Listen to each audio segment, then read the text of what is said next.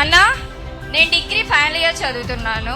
విద్యా దీవెన అని బటన్ నొక్కుతారు కానీ సమయానికి డబ్బులు పడవు. మేము సమయానికి కాలేజ్లో డబ్బులు కట్టకపోతే మాకేమో హాల్ టికెట్స్ ఇవ్వరు. అలాగే పీజీకి స్కాలర్షిప్ అనేది తీసేశారు.